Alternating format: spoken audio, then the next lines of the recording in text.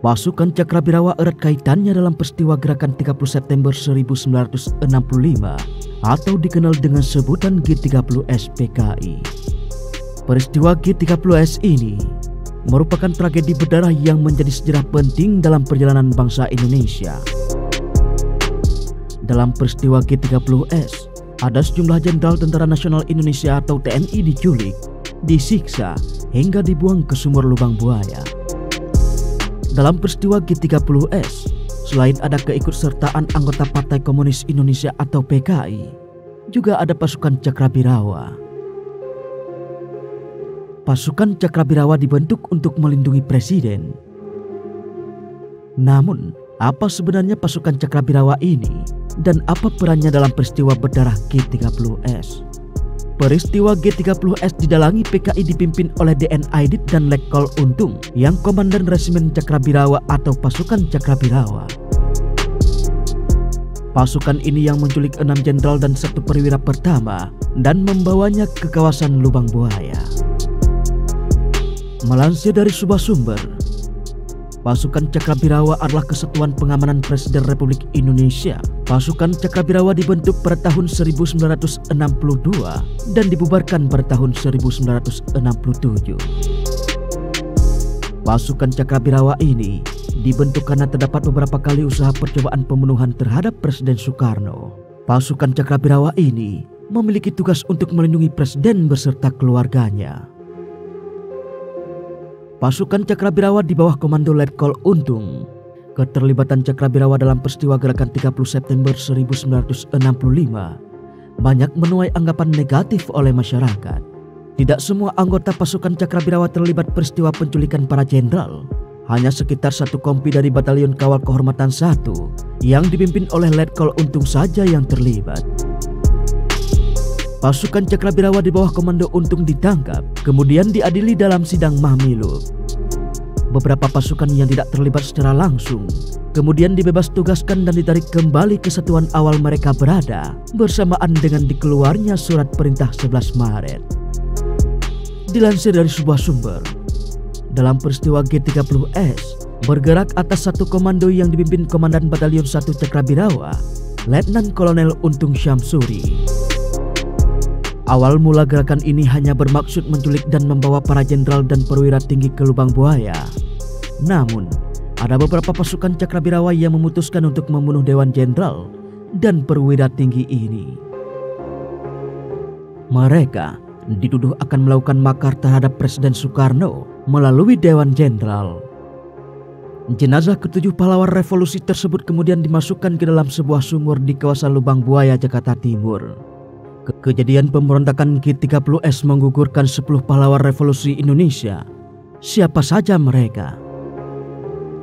Jenderal Anumerta Ahmad Yani. Ahmad Yani adalah seorang petinggi TNI Angkatan Darat di masa Orde Lama. Ia lahir di Jenar, Purworejo pada 19 Juni 1922. Ketika muda, Ahmad Yani mengikuti pendidikan Heiho di Magelang dan pembela tanah air atau peta di Bogor. Setelah itu, karir Ahmad Yani berkutat di militer. Ia turut ikut dalam pemberantasan PKI Madiun 1948, agresi militer Belanda II, dan juga penumpasan DI atau TII di Jawa Tengah. Letjen Anumerta Suprapto lahir di Purwokerto pada 20 Juni 1920. Suprapto sempat mengikuti pendidikan di Akademi Militer Kerajaan Bandung dan harus berhenti karena pendaratan Jepang di Indonesia. Pada awal kemerdekaan Indonesia, ia ikut merebut senjata pasukan Jepang di Cilacap. Kemudian, ia memasuki Tentara Keamanan Rakyat atau TKR di Purwokerto dan ikut dalam pertempuran di Ambarawa sebagai ajudan Panglima Besar Sudirman. Letjen Anumerta S. Parman. Siswondo Parman dilahirkan di Wonosobo, Jawa Tengah pada 4 Agustus 1918. Pendidikannya lebih berkutat di bidang intelijen. Beliau pernah dikirim ke Jepang untuk memperdalam ilmu intelijen pada Kenpeng Kaisha Butai. Setelah proklamasi kemerdekaan, ia mengabdi kepada Indonesia untuk memperkuat militer tanah air. Letjen Anumerta MT Haryono.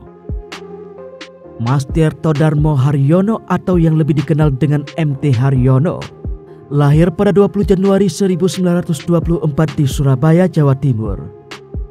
Sebelum terjun ke dunia militer, MT Haryono pernah mengikuti Ikadai Gaku atau sekolah kedokteran di Jakarta pada masa pendudukan Jepang. Barulah setelah kemerdekaan, MT Haryono bergabung bersama TKR dengan pangkat mayor. Maijen Anumerta DI Panjaitan.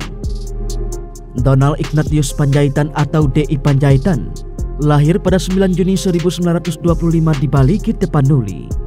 Pada masa pendudukan Jepang, ia memasuki pendidikan militer Gyugun. Kemudian ditempatkan di Pekanbaru Riau sampai saat proklamasi kemerdekaan. Setelah Indonesia merdeka, DI Panjaitan ikut membentuk TKR. Ia pun memiliki karir yang cemerlang di bidang militer. Maijen Anumerta Sutoyo. Sutoyo Siswo Hamirjo lahir pada tanggal 28 Agustus 1922 di Kebumen, Jawa Tengah.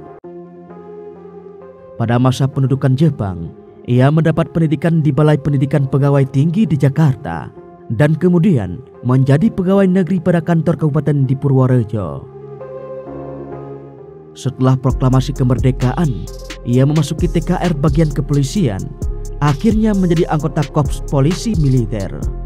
Ia diangkat menjadi Ajudan Kolonel Gatot Subroto dan kemudian menjadi Kepala Bagian Organisasi Resimen 2 Polisi Tentara di Purworejo. Kapten Anumerta Piritandean. Piritandean lahir pada tanggal 21 Februari 1939 di Jakarta. Selesai mengikuti pendidikan di Akademi Militer Jurusan Teknik pada tahun 1962, ia menjabat sebagai Komandan Peleton Batalion Zenit Tempur 2 Komando Daerah Militer Bukit Barisan di Medan. Ia ikut bertugas menyusup ke daerah Malaysia ketika sedang berkonfrontasi dengan Malaysia. Dan pada bulan April 1965, perwira muda ini diangkat sebagai Ajudan Menteri Koordinator Pertahanan Keamanan atau Kepala Staf Angkatan Bersenjata Jenderal Nasution. Ketika bertugas, Piritandean tertangkap oleh kelompok G30S.